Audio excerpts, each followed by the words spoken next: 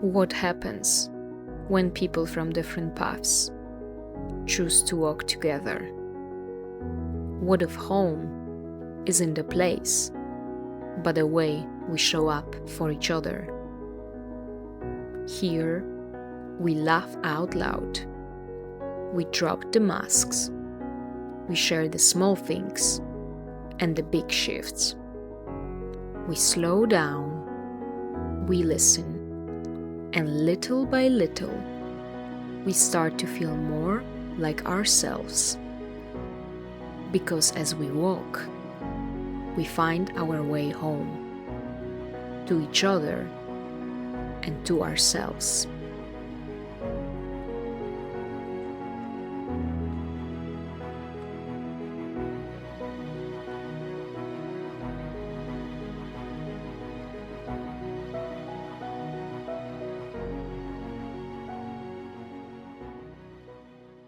My name is Jorge. I've been here in Ängsbacka for a little over 2 years.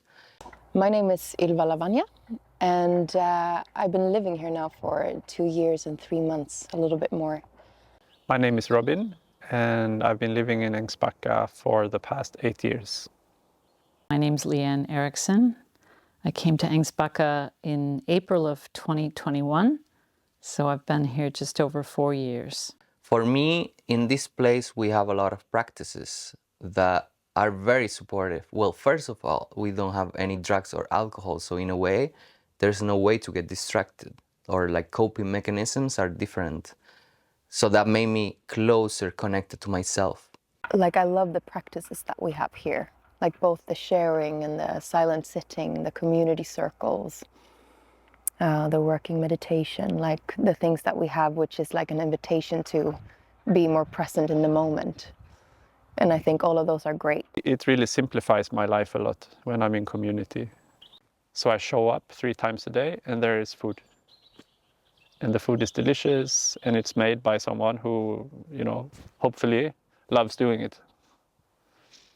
So there is this sort of circle of giving and receiving. We all focus on what we want to focus on, what we feel passionate about. We give our gift, and the rest, everyone can enjoy their gift. It's like every meal is served, all the places are clean, we take care of each other. There is this community where you feel like it opens up for this reality of that I belong somehow. What I enjoy most about Ängsbacka is the people, the opportunity to connect with so many different kinds of people from so many different places. It's like a central hub that people come to, and I don't have to go anywhere. I mean, I love to travel, but it's really a great opportunity to meet people from all ages and all places in the world with all different experiences in life, and that's super fun. And no 2 days are ever the same. Relating is one thing that Ängsbacka does really well. There's plenty of connection, there's a lot of authenticity, so much conversation. One of the main sort of habits or ways to pass time here is to sit around talking or going for walks talking and connecting. What community living can offer people, I think, is really, it can bring a deep sense of togetherness and support. During the workshop, the singing circles, when we come together by the fire, doing things together, like the community clean, this sense of just like we're doing this together, it's like a together vibe. So it's also like being part of something bigger that is here on this earth for a greater cause. Somehow living in community brings this sense of like, I'm really, really with people I love, and something very deep relaxes inside of me. And I feel at home, and I feel grounded and settled and not needing to go somewhere else. Like everything is here, or most things are here. Well, Ängsbacka is a really great playground to discover who you are. You can try out new things. You can work in different teams. You can meet lots of different people and get ideas of ways of living that you might never have seen before or even considered before. What I have here right now, like community life, these festivals, this event, friends, deep friendships, authentic connections and all that, it's a million times better than the life I was having before, where I was making money, having job, you know, all these sort of regular things in life. I think it's like a place for like a huge growth opportunity. It's a place that will bring up challenges somehow. Like you can come here for just a month and you will leave and you're like, whoa, who am I?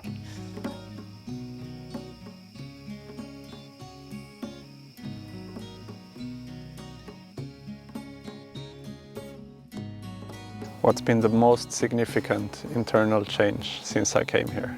Wow, it's a big question. Yeah.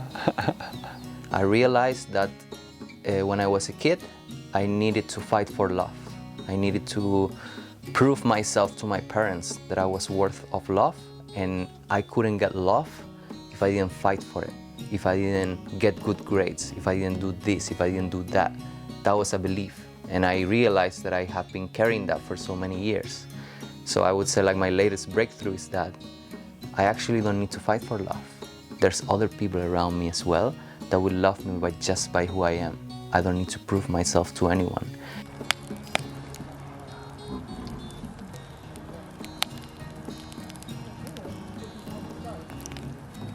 You know, welcome home to yourself is the tagline here, and it's so perfect. I've been touched over and over again, witnessing people who can just finally say, okay, this is me. I'm okay exactly how I am. I don't need to fix myself. And I mean, I've known for a long, long time that that was true, but I think I had always been trying to fix myself in my life, and I've learned in a new way to be really okay with wherever I happen to be right now. And that's probably one of the most important life skills that there is, to really love who you are, even the parts that you think aren't lovable, to somehow be able to say, I'm human, humans are messy, I'm messy, and just love that.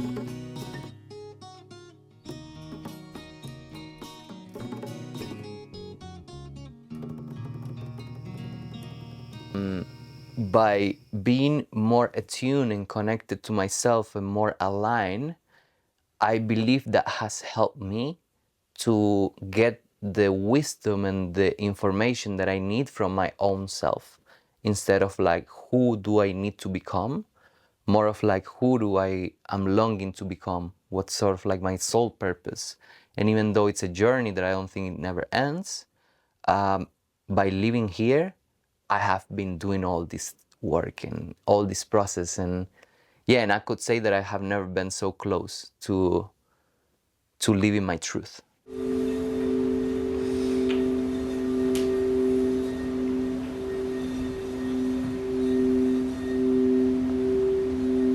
Being seen,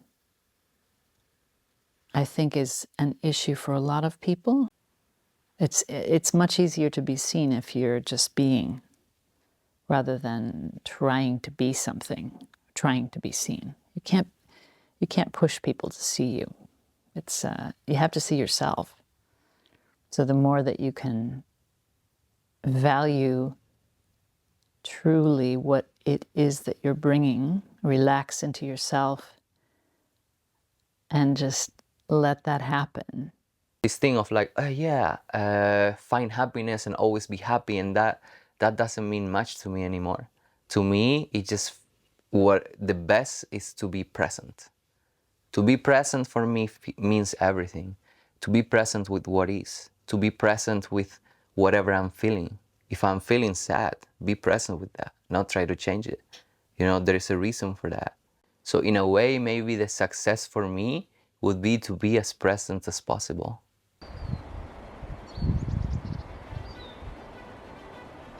It's something around choosing joy or choosing life somehow, and choosing trust and choosing to believe in myself somehow. Starting to choose like, yeah, okay, this scares me, but I'm just gonna do it anyway. Or like, yeah, maybe I'm not great at this, but I'm just gonna try. or like this like kind of challenge of coming out from victimhood, of making myself small, and instead just choosing like, yeah, I choose to believe in myself. I choose joy. I choose strength because I can do it. I did pretty much every kind of workshop, every kind of process, every kind of plant medicine that you can find, you know, just in my seeking. And then I was seeking for the place to land in the world. And I traveled all over the world. And I finally realized that I needed to find it here. Because I'm the only consciousness that I will ever be inside. While I'm in this body, while I'm alive, no one else can ever have this experience that I'm having except for me. That's true for every single person. So I might as well make myself at home here because there's nowhere else to go. Nothing, yeah.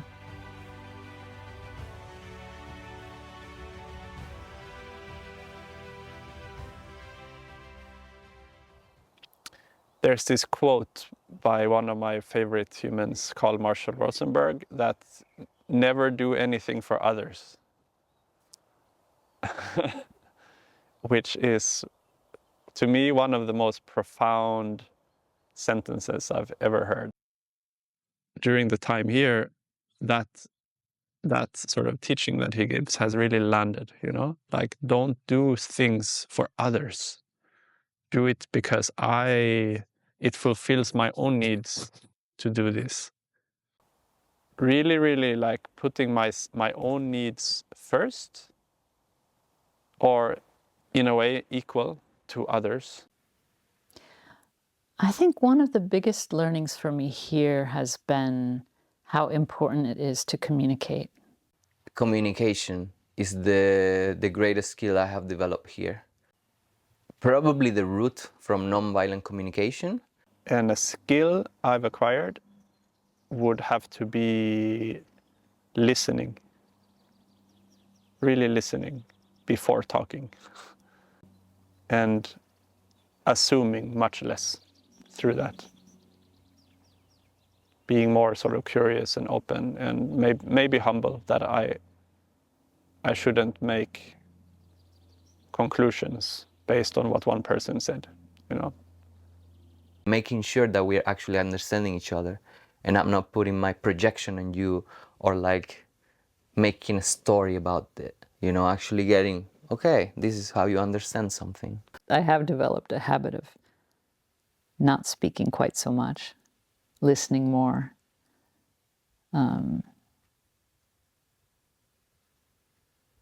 Not always needing to speak. One big thing that I think I overcame, or still working with actually, but I've had a lot of social anxiety. Yeah, I think I got through that a lot here. Like now I feel comfortable, more comfortable at least, to just, you know, to just sit down with people or ask like, do you want to play a game or do you want to have a walk? Like it's more easy now. So one mindset that I sort of acquired here in Ängsbacka is the mindset of being process-oriented rather than goal-oriented. I realized that to be process-oriented keeps me much more happy. That doesn't mean there are no goals. It's just like my orientation and what I'm focusing on and what I'm looking at and what I'm really supporting is the process itself. What I learned, like in relationships here and relating, is probably like being clear on what I want, and also standing up for that in some way. And yeah, I've got to know myself better, what it is that I value and what it is that is important for me. So I think Ängsbacka's magic is very connected with this loving yourself. And the more that you can love that, the more you can love everything. The first time I came here, we have a sign there up front that says, welcome home to yourself. And yeah, and that means a lot to me. Because I had the greatest fear, I would say, for my whole life, has been to understand who I am. Ängsbacka is a great way to learn about yourself and possible things that you might do. You might, if you're really clueless about what gifts you have, or what things really you feel really attracted to, there's going to be a lot of things here you can explore and find out what it is that really turns you on and gives you juice and makes you want to wake up in the morning. Be yourself, eye gaze with someone, authentic relating, express your truth, put your boundaries, say no to someone, say yes to someone, go for what you want, like all these kind of things. Yeah, for me, it's been a fascinating journey. I've come into a new appreciation of life and of what I have to bring to the world. And Ängsbacka was a really great place, very healing place for me to do that. Yeah, trust in myself, trust in life, allowing what happened and not having so much resistance, and also being able to let go a little bit more. Because the truth is we cannot do everything. We cannot do everything, even if we want to. So some things you just need to let go of and have trust that it will be all right. Yeah, my mother used to quote the Serenity Prayer to me when I was a kid. This, what is it? Accept the things that you cannot change, change the things that you can, and have the wisdom to know the difference. I would be here for as long as I need to be. I don't think the healing work is done and you're done with it. I think it's a whole lifetime process, but yeah, I always felt that Ängsbacka would tell me when it's time to go.